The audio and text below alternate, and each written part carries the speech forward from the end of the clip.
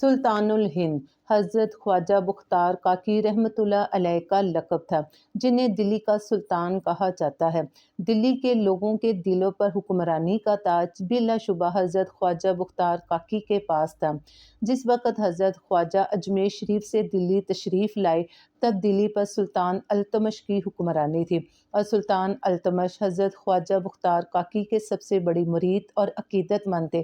سلطان التمش کے پاس جب حضرت خواجہ بختار بطور ملزم پیش ہوئے تو تب دلی کے دیر و دیوار نے عجیب منظر دیکھا کہ خواجہ صاحب کے عقیدت مند زار و قطار رو رہے تھے، اور دشمن خواجہ صاحب کی حالت دیکھ کر خوشی سے تالیاں بجا رہے تھے۔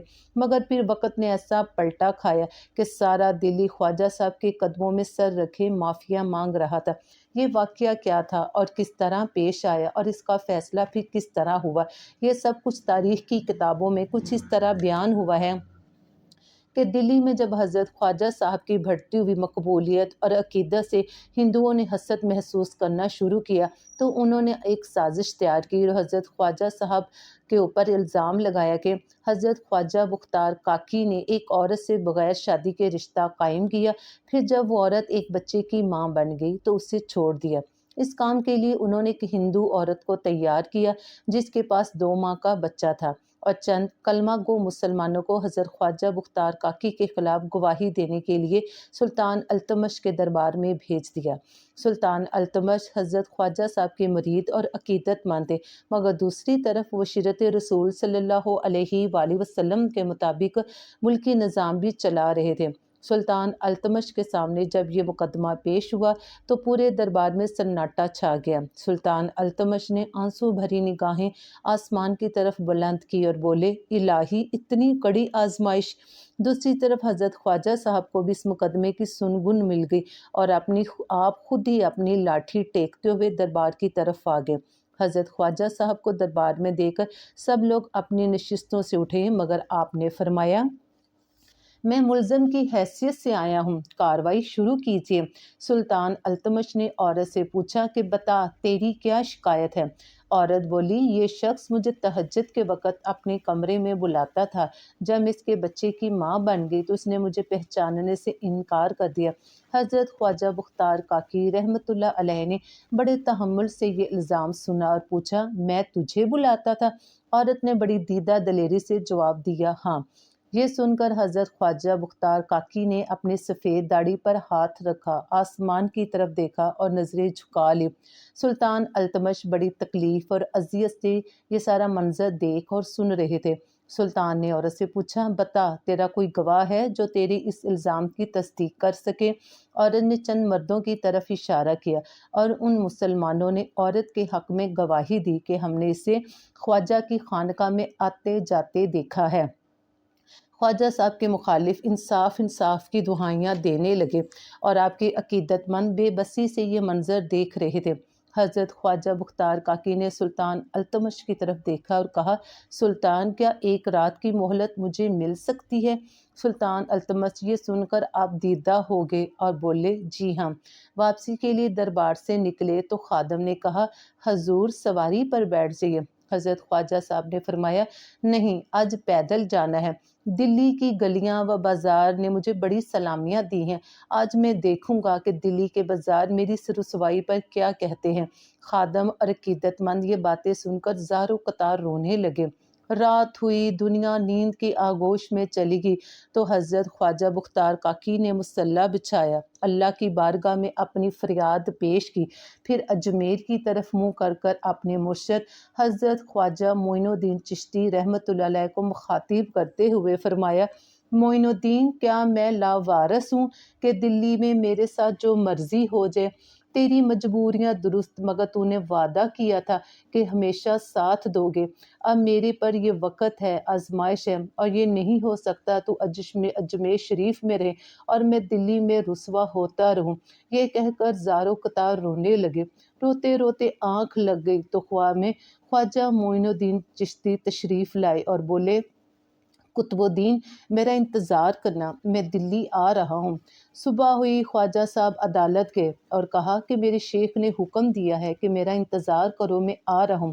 ये सुनते ही दरबार में फिर शोर मच गया। सब कहने लगे कि रातों रात दिल्ली से अजमेर कौन गया? 36 घंटे लगते हैं ट्रेन से दिल्ली से अजमेर जाने में।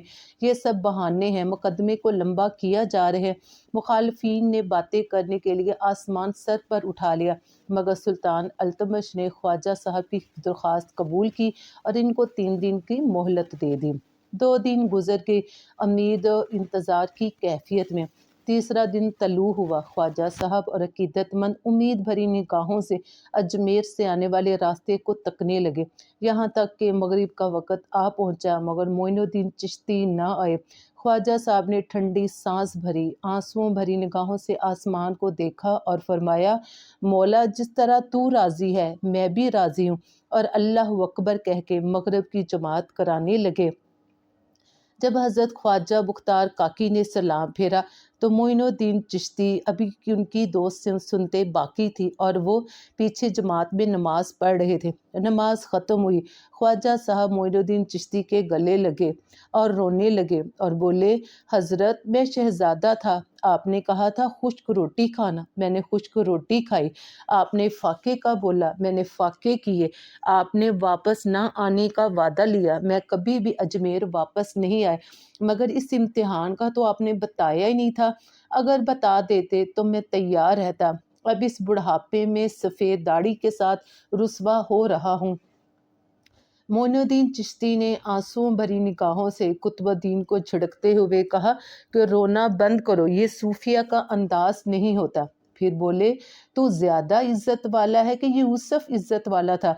तेरा मुकाम बुलंद है या आशा का मुकाम बुलंद है? ये कहकर वो कहा और फिर बादशाह को कहा कि पैगाम भेज दो कि कल अदालत लगाए।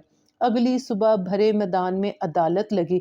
एक तरफ वो हिंदू औरत जिसकी गोद में बच्चा था गवाह और दूसरी तरफ ख्वाजा मोइनुद्दीन चिश्ती ने ख्वाजा मुख्तार का बाजू पकड़ा, औरत की तरफ देखा और बोले, अल्लाह से डर जा, माफ़ी मांग ले वरना मर जाएगी।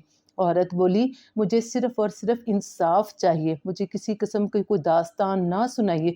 मोइनुद्दीन चिश्ती काजी की तरफ मतवज्जो हुए और बोले, काजी साहब, आपको हकीकत का अच्छी तरह अंदाज़ा है, कुछ ख्याल करें। काजी बोला, ख्वाजा साहब वाज ना करें, गवाह पेश करें। ख्वाजा मोइनुद्दीन चिश्ती खामोश हो गए। हज़रत ख्वाजा मोइनुद्दीन चिश्ती रहमतुल्लाह अलैह लाठी टेकते टेकते मैदान में निकले, सर सजदे में रखा और बोले, मौला, तेरे नबी मोहम्मद सल्लल्लाहु अलैहि वसल्लम का फरमान है कि मेरे उल्मा बनी इसराइल के पैगंबरों की तरह होंगे। अगर यूसुफ के लिए बच्चा बोल सकता है तो मेरे कुतुब के लिए भी बोले। अगर यूसुफ सच्चा था तो मेरा कुतुबुद्दीन भी सच्चा है। फिर औरत की तरफ बढ़े और उसकी गोद में मौजूद 2 साल के बच्चे की कमीज खींच के बोले, बोल बच्चे, तेरा बाप कौन है? मगर बच्चा ना बोला, जिस पर वह औरत बोली, भला 2 साल का बच्चा किस तरह बोल सकता है? जिस पर हज़रत मोइनुद्दीन चिश्ती रहमतुल्लाह अलैह ने बड़े जलाल से कहा, मेरा रब हर चीज़ पे कादर है। अगर ईसा अलैहिस्सलाम मरियम के लिए बोल सकते हैं, यूसुफ अलैहिस्सलाम की सच्चाई साबित करने के लिए बच्चा बोल सकता है, तो मेरे कुतुब की सच्चाई साबित करने के लिए भी ये बच्चा बोलेगा। फिर बच्चे की तरफ मतवज्जो हुए और बोले, बोल बच्चे, बता तेरा बाप कौन है? ये सुनते ही 2 माह का बच्चा माँ की गोद में उठकर बैठ गया और बोला, अस्सलामु अलैका या वलीउल्लाह। बच्चे की मुंह से ये अल्फाज सुनते ही मैदान नारे तकबीर के नारों से गूंज उठा। औरत बेहोश होकर गिर गई। ख्वाजा मोइनुद्दीन चिश्ती बोले, सलाम की ज़रूरत नहीं, मेरे कुतुब के मुतल्लिक बता, मेरे कुतुब की सच्चाई साबित कर। ये सुनकर बच्चा बोला, वो सामने जो सर पर पगड़ी बांधे सरदार बैठा है वो मेरा बाप है। काजी साजिश में शरीक है, मुसलमान खरीदे गए हैं और गवाहों को लालच और रिश्वत दी गई है और कुतुबुद्दीन बेगुनाह है, बेकसूर है। बच्चा ये बोलकर खामोश हो गया।